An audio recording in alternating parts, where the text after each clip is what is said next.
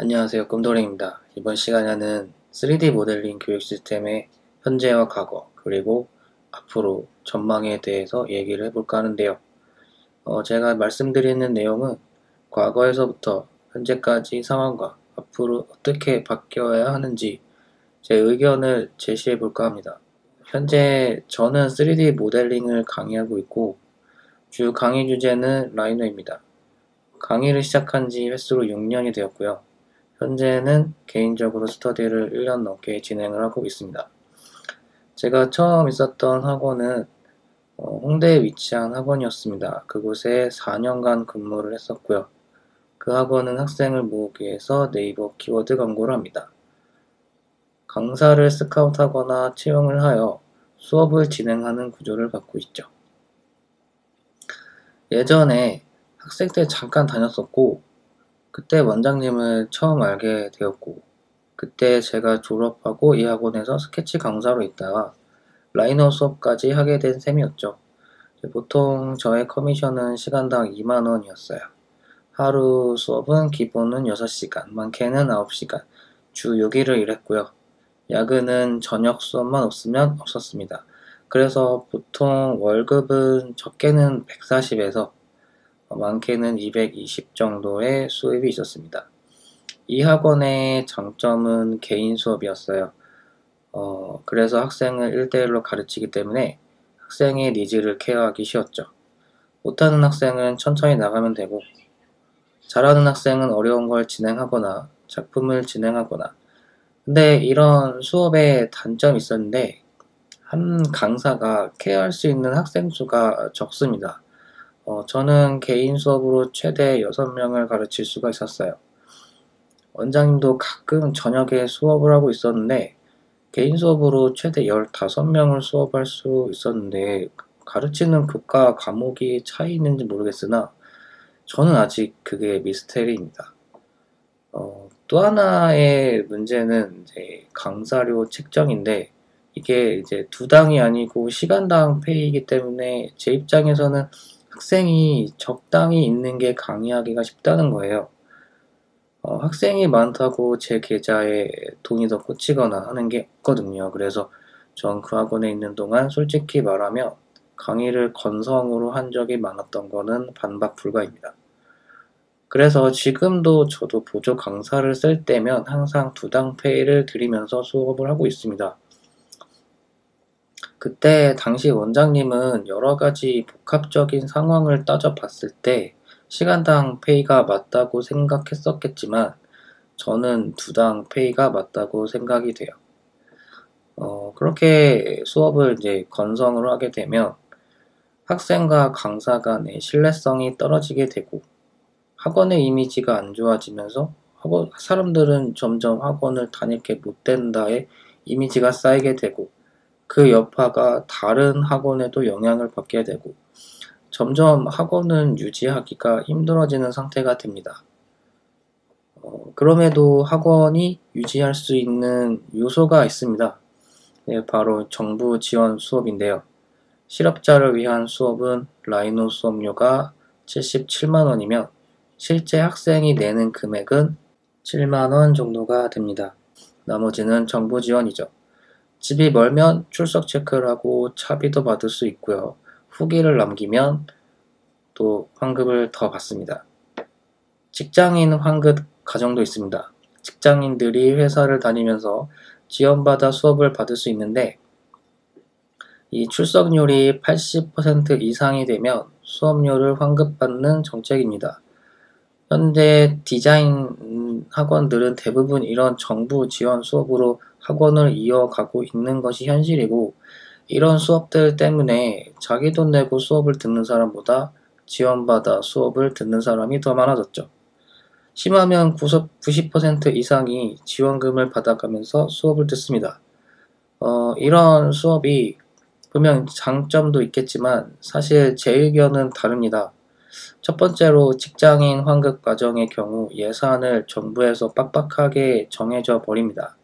그러면 제 월급도 이미 정해져 버리는 것이죠. 페이가 적으니 저도 사실 딱 그 정도만 수업을 했었던 것 같아요. 두 번째로 모든 학생이 다 그런 건 아니지만 수업 인원의 40% 정도는 수업의 의지가 약합니다. 수업을 안 들으면 아깝다는 생각을 안 하게 돼요. 그래서 근데 출석은 해야 되거든요. 그래서 다음에도 환급 과정을 수업을 들을 수 있고 환급도 받을 수 있으니까요. 그래서 뭐 수업 시간에 잠깐 와서 출석표에 사인만 하고 가는 분도 적지 않게 봤어요. 그걸 보는 저는 기분이 어떻겠어요. 자괴감이 들다가도 수업의 적성이 맞지 않나 보다 생각을 하겠죠. 이런 학생들이 섞여 있으면은 사실 물을 흐리게 됩니다.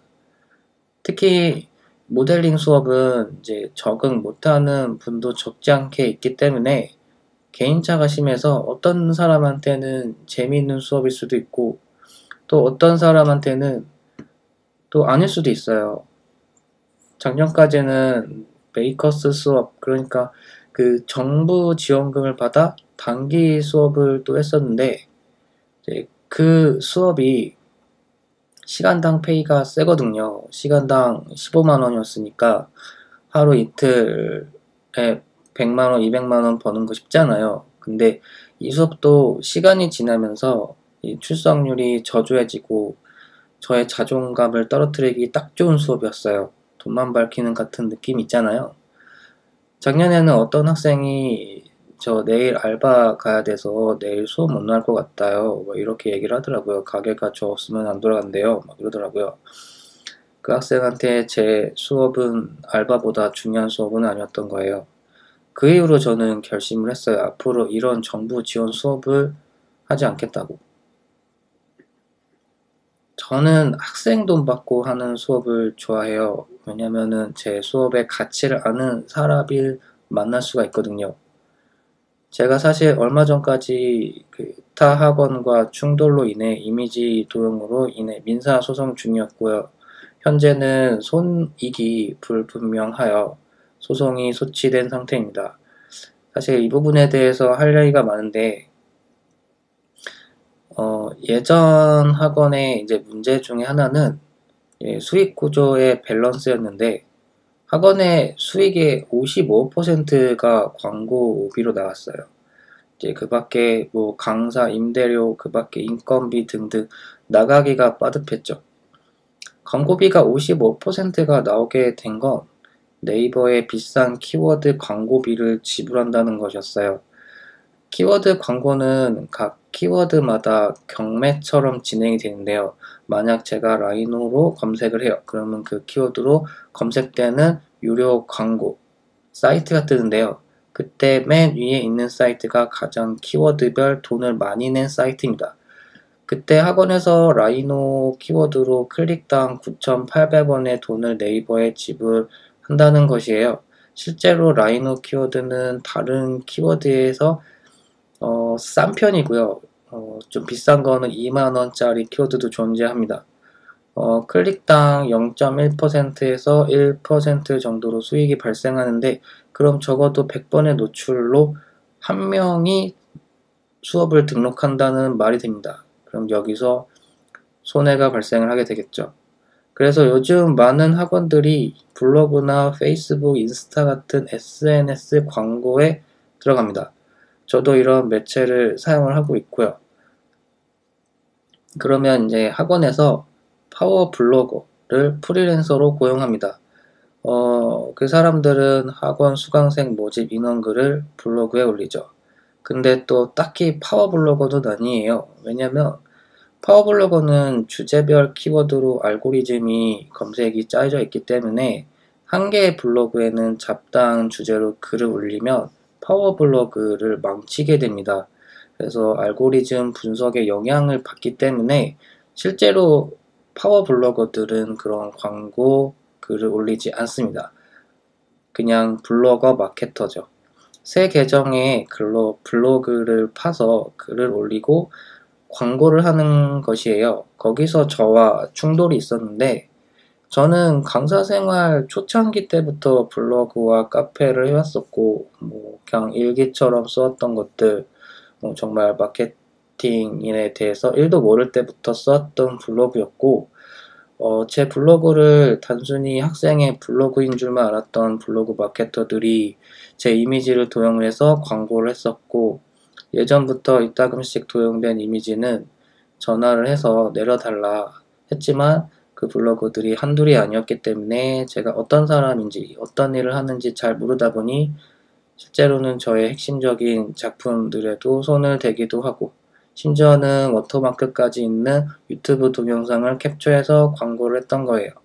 그게 벌써 5년이 되었고, 작년에는 학원 원장에게서 각서까지 받았지만 1년 후 지금 같은 일이 반복되었고, 그 각서에 적힌 대로 손해배상금을 요구했지만 그때 각서를 썼던 원장은 그 학원을 그만둔 상태이고, 그 위에 다른 대표가 인정할 수 없다 하여 저는 민사소송을 진행했던 것이었고요.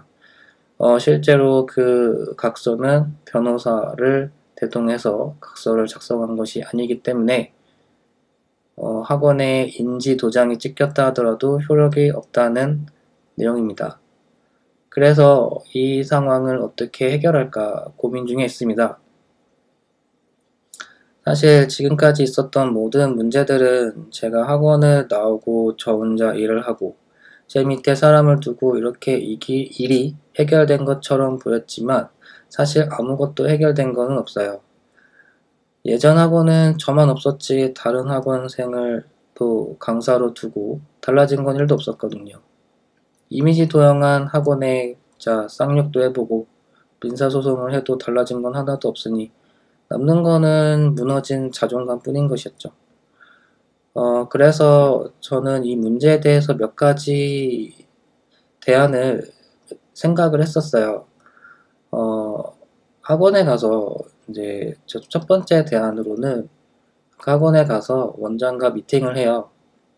블로그 마케팅 하는 방법을 알려주는 거죠. 물론 시덥지 않지만 뭐 누가 누굴 가르치냐 뭐 말도 나올 수 있어요. 블로그 마케터들을 쓰지 마라. 원장님 계정을 만들어서 블로그 마케터들에게 그 계정을 올리라 해라. 그런 이미지 도용돼도 너네가 케어를 할 수 있지 않겠느냐. 근데 또 생각해보니까 괜한 오지랖 같은 거 있잖아요. 두 번째 대안은 그냥 너무 피해의식 생각하지 말고 발견할 때마다 네이버에다 신고를 하는 거예요. 그러면은 네이버가 강제 중지 명령을 처리합니다. 그러면 당장에 불은 끌 수 있다는 생각이 들었어요. 나를 모르는 거는 저쪽에서 실수로 그런 거니까 전 사실 라이노에 대해서 1도 모르는 사람이 라이노 관련 글을 쓴다는 게 정말 상당히 마음에 안 들었어요. 왜냐면은 정말 1도 모르는 거는 모르는 사람이 봤을 때는 뭐 이 사람이 아는지 모르는지는 잘 모르지만 제 눈으로 봤을 때는 정말 아무것도 모른다는 게 눈에 보이거든요. 네, 그래서 라이노를 모르는 사람들이 라이노 수업을 듣는다는 게 문제고, 그러면서 그런 글들에 그냥 아무렇지도 않게 그냥 혹하고 넘어가게 되는 그런 상황이 많았다는 거죠. 정말 마음에 안 들었어요. 사람들이 나도 그런 사람들이랑 같은 취급을 당할까봐 나는 제대로 된 강의를 하려고 얼마나 많은 공부를 했고 저 사람들과 같은 취급을 받아야 한다는 사실이 너무 수치스러웠어요. 제가 고생했던 과거들을 보상받고 싶었었거든요. 근본적인 이제 문제는 해결되지 않지만 우선 제가 할 수 있는 일은 이게 최선일 듯 싶어요. 앞으로 이런 일은 계속 일어날 거예요. 그래도 저도 끊임없이 저의 권리를 주장을 해야겠습니다. 세 번째로는 이의 신청을 해서 소송을 끝까지 가보는 거예요. 근데 저는 법을 잘 모르니까 사실 이 소송이 이길 수 있을지 지금 와서는 의문이에요. 분명 잘못한 건 저쪽인데 법은 제 편이 아닌지 조금 의문이 듭니다. 네 번째로는 제가 진짜 성공해서 업계를 독점하는 거예요. 그래서 저쪽 사람들이 아예 이쪽으로 발도 들이지 못하게 만들어 버리는 거죠. 사실 저는 그것밖에 답이 없는 것 같아요. 그러려면은 저는 우리나라의 모델러들과 엄청난 신뢰를 쌓아야 되고 저쪽은 계속 불신을 쌓아야 되는 상황이 놓여져 있어야 돼요. 저는 사실 처음에는 이제 순수하게 강의하면 어떨까, 어떤 보람이 있을까, 어떤 성취감이 생길까 에서 시작한 일이었는데 생각보다 알아야 될 것도 많고 대처해야 될 것도 많아서 사실 지금 굉장히 스트레스를 받고 있는 상태입니다.